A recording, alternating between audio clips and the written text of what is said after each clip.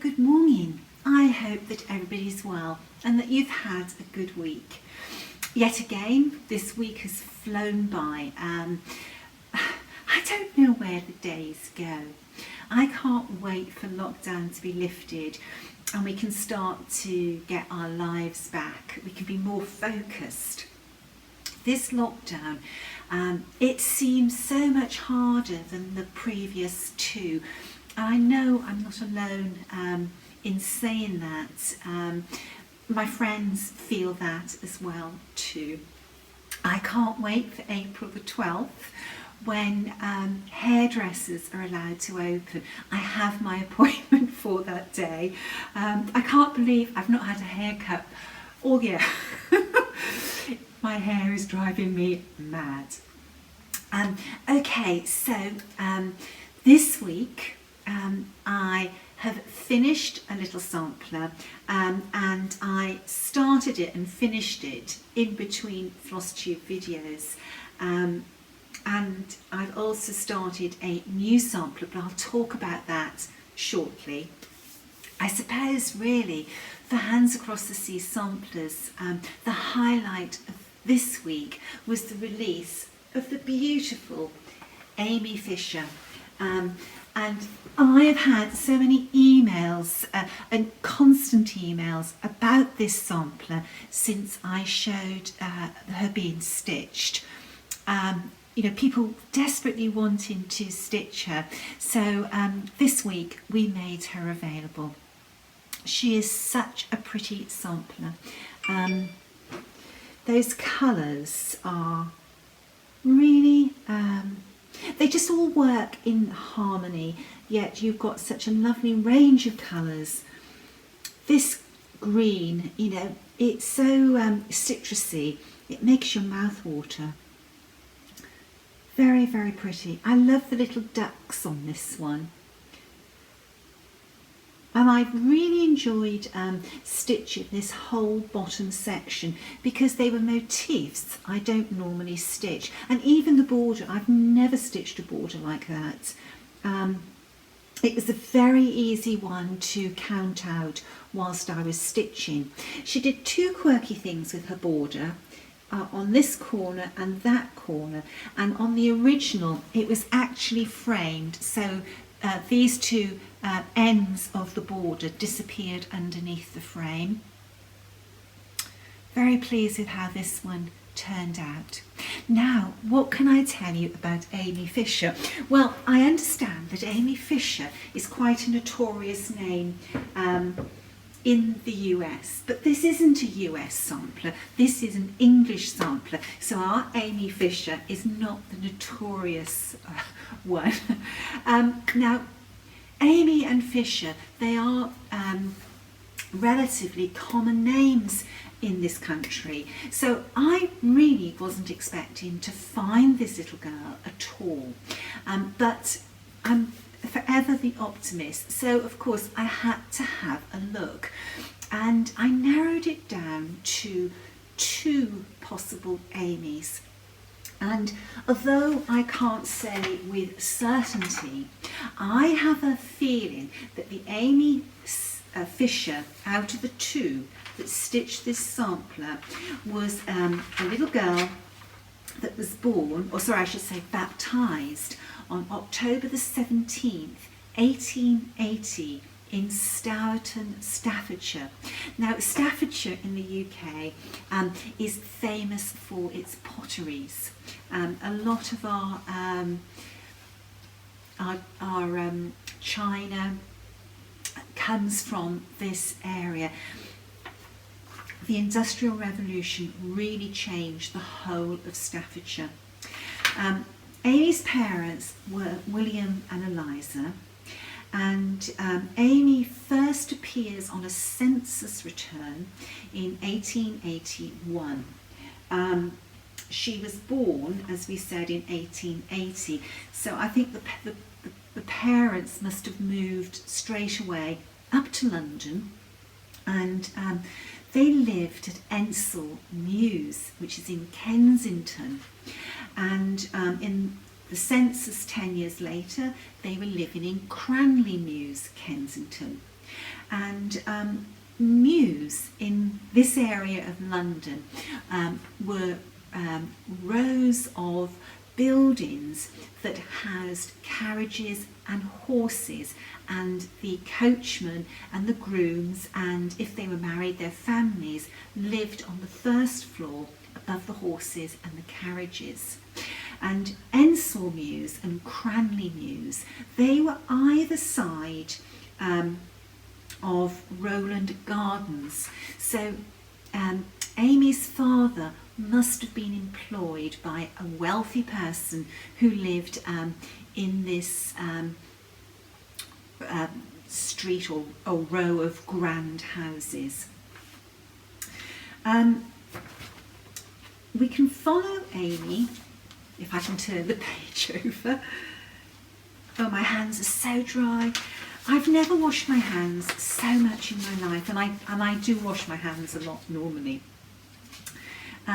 In 1901, her parents were still in Mews in London, father working as a coachman, but Amy was employed as a lady's maid in Eaton Square. And Eaton Square is one of the most prestigious addresses in London. Today, more recent residents of Eaton Square would be Sean Connery, Roger Moore, and the fictional character they played, James Bond, was also in the books lived in Eaton Square. Roman, and I can never say this, Aberabovich, Andrew Lloyd Webber and Petra Eccleston, they all live or have lived in Eaton Square. So it's just as prestigious today as it was when Amy was a lady's maid there. Now, 10 years later, in the 1911 census, her family have moved to Devon, and her father is still working as a coachman, but now he is a chauffeur domestic. So he obviously still drove a carriage, but the family he worked for also had a motor car. And Amy is no longer a lady's maid. She's back living with her parents, and she is working as a dressmaker on her own account. She's a self-employed dressmaker. And her sister, Minnie, is working as a lady's maid in the home of the Earl of Dartmouth. So this is sort of very Downton Abbey. We can't find any further mention of Amy after the 1911 census, and it's quite curious because you can't find a marriage or a death for her, so I can't quite understand what's gone on there. It's possible that she may have gone back into service and, you know, travelled abroad. The 1921 census will be out fairly soon, and I have this long list of little girls who stitch samplers, and I want to follow the next stage of their journey. The reason I felt that this Amy Fisher was the little girl that stitched this sampler out of the two Amy Fishers is because this sampler displays a good eye for colour, for composition, you know, for design taste. And if you're a lady's maid working in, you know, prestigious homes, those lords and ladies, they would have wanted or they would have needed servants that could operate at the level in which they lived. And a lady's maid to a person who lived in Eaton Square would have been required to turn her mistress out to a high standard, would have had to have had an eye for arranging hair, makeup, you know, great sewing skills. And the original of Amy Fisher, her stitching is so neat and precise. It's faultless, her sampler. So that's why I feel that it was this Amy Fisher out of the two girls. And of course, I could be totally wrong, but that's just how I feel. It is very, very beautiful, really, really is. Okay, so let's have a little talk about the sampler.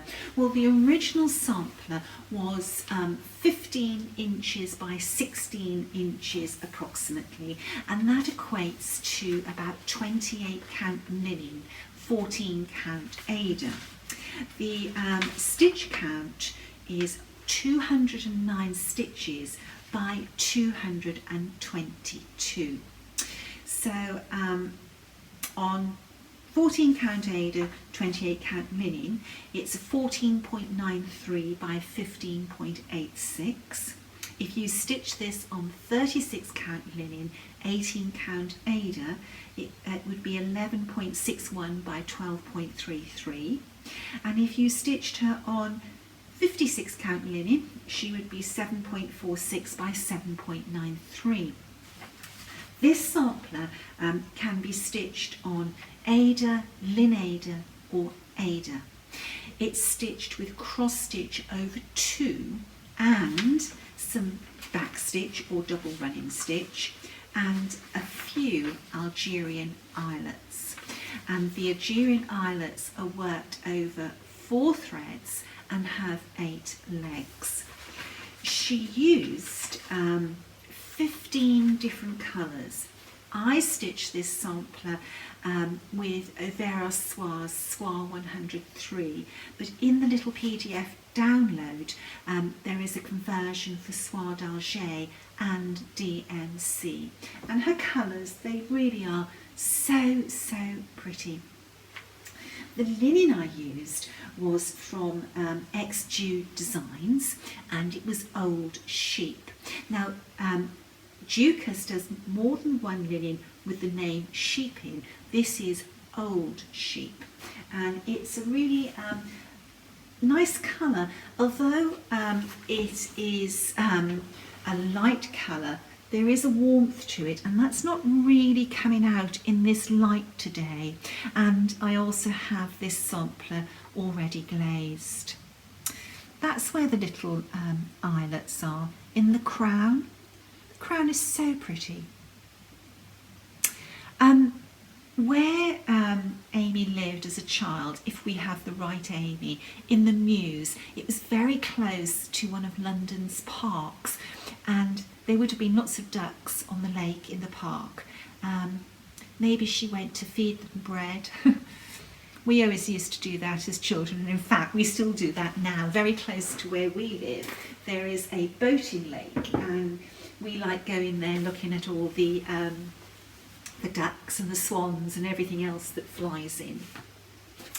Now Amy's sampler is a PDF download, and she's available on our website for instant download, and she's available from selected stores throughout the world as well. What else can I tell you about her? Well, I think that probably covers it all.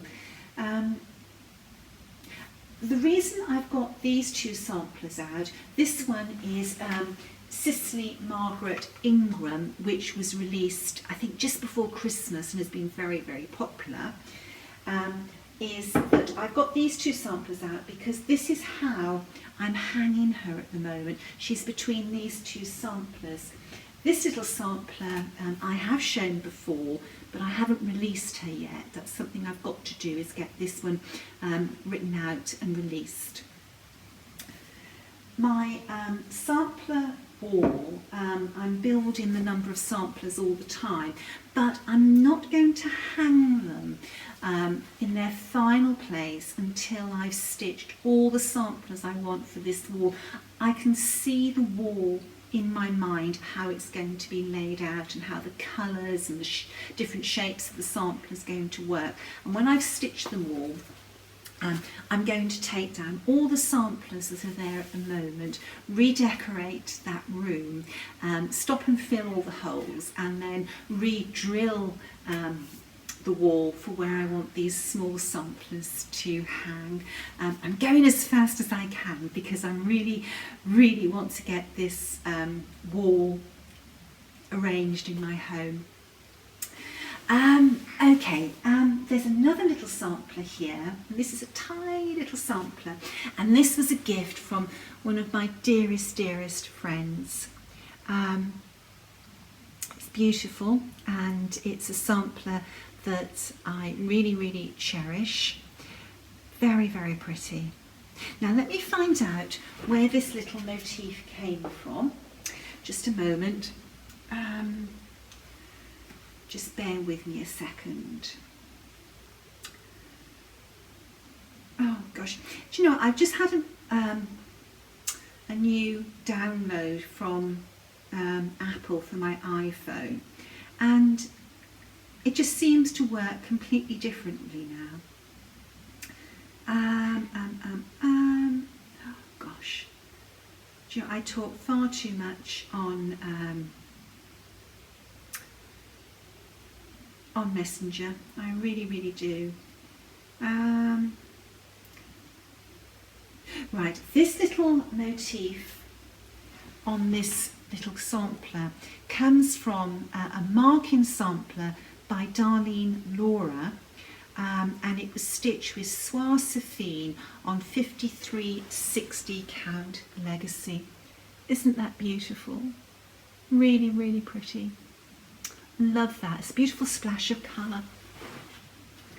Okay, the postman was very kind this week. I received these two gifts in the post for my birthday from a needlework friend, and this comes from Danielle's craft store on Etsy. Now, I did show a few weeks ago this site, and I was having trouble deciding what to order because everything, I loved absolutely everything, but I couldn't have everything. And I'm really glad that I paused, because this item was one of the items that I'd narrowed down on my shopping list. So it was really lovely to receive this as an actual gift. I can store my 103 spools on the spool holder, and I can pop my scissors in the top, and I think that's just really pretty, and it sits so nicely on my sewing table by the side of my sewing armchair. And the other little thing that came with this was this seam ripper, and it sits very nicely in the hand, so it's a nice one to hold. So that was a really lovely gift from a dear needlework friend. Needleworkers, they are so kind and generous. Needleworkers have big hearts. They really do. So I felt very spoilt for my birthday with that gift. Kindness and thoughtfulness, they go such a long way.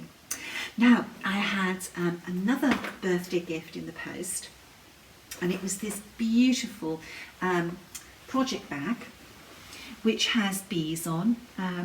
This came from one of my dearest friends, and she knows that I collect things with bees on, and many of the items in my bee collection have come from this particular friend over the years. It's a really lovely project bag.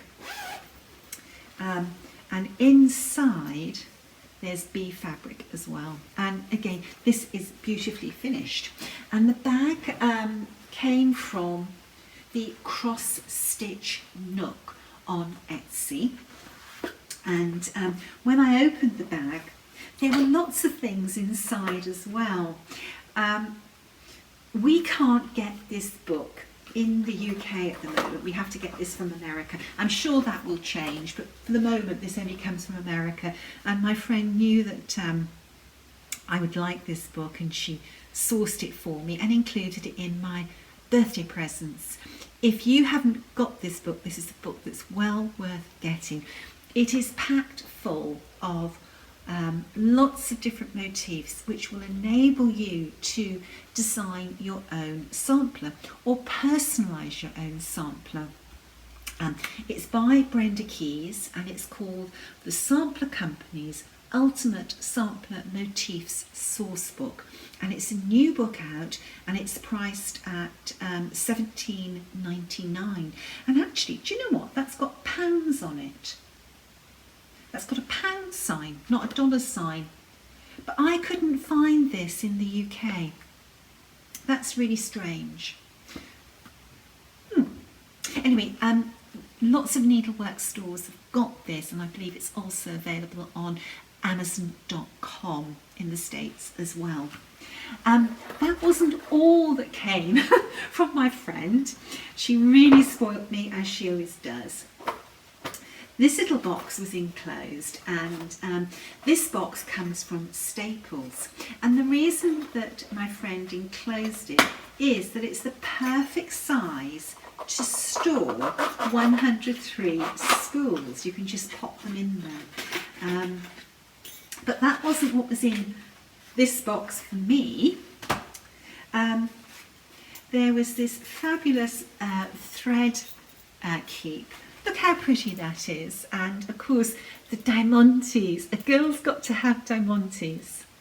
So that was really, really pretty. And also there is a little charm on there as well that says, well-behaved women rarely make history. Is that an excuse to be naughty, I wonder? So pretty. And this comes from Lucy Beam's stall on Etsy. And then there was this little folded piece of paper which my friend had folded up. And on the back it says, remember me. And of course we've got bees on the front. And then this just opens up and it's got all these lovely little messages on the flaps. And then you open it again.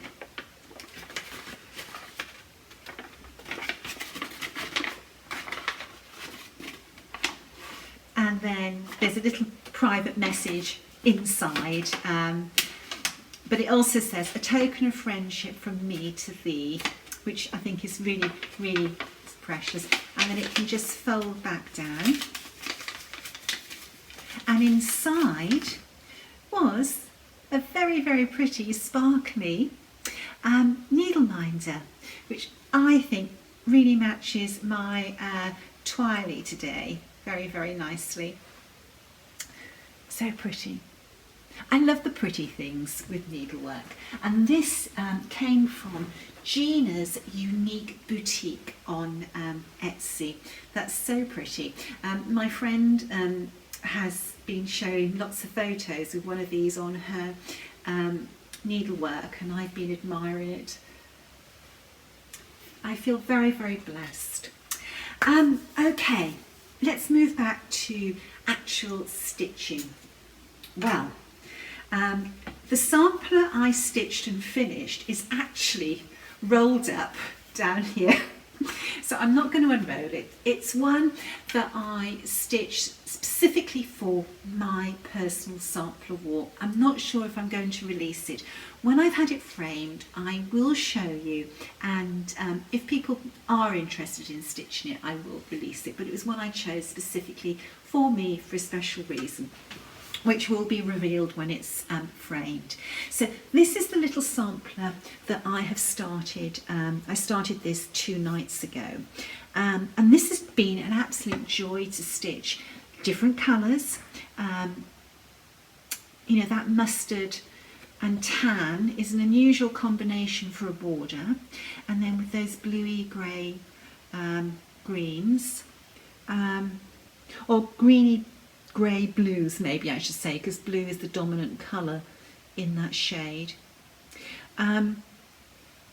Very, very pretty sampler, and although it's fairly traditional at the top, when I get down here it's something very different, and it's got some motifs in, or one motif in particular that I've not actually seen in a sampler before, and that was the reason I chose to stitch this sampler. Maybe next week I'll have stitched that motif and can share it with you. what I get to stitch really does change from week to week. It depends what else I've got on. This week I've actually written 3 PDFs. I was on a roll. I obviously had, no, I can't say what my husband says. But you know, the words were coming out and I was getting them down, so 3 PDFs have been done, and we will be having a new release in a couple of days as well, for a sampler that I'm getting lots and lots of emails about as well. Anyway, this is a really pretty sampler and I'm looking forward to sharing more with you. Sorry about that. There was a big clatter outside and I knew the dogs had been up to something. Little Hugo, he is so adventurous, and life of course is a big adventure for him at the moment, so many things to discover. Before I go, I just wanted to say that in the last couple of weeks we've been having a lot of maintenance work carried out on our website, and we've actually changed our servers because there's a lot of traffic on our website now, and we just needed to upgrade everything about our website. When you go on there, you won't notice anything different. It's just the servers in the background. And for some reason, when this maintenance work was going on, it turns out that people who were trying to contact us using the contact form on our website, those messages were actually going into my spam box, and it was only on Friday when I went in to check my spam. I'm normally going about every 4 weeks to check my spam, but I found amongst all the true spam some messages from needleworkers, and I've spent the last 2 days trying to reply to everybody, but there was a huge amount of emails. If you have tried to contact us through our contact form and you haven't had a response from me, please will you contact us again. It is now working properly and they're going into my inbox, plus I'm keeping a daily check on my spam folder now as well. I always try to respond to people who reach out to us, and I apologise if you haven't heard back from me.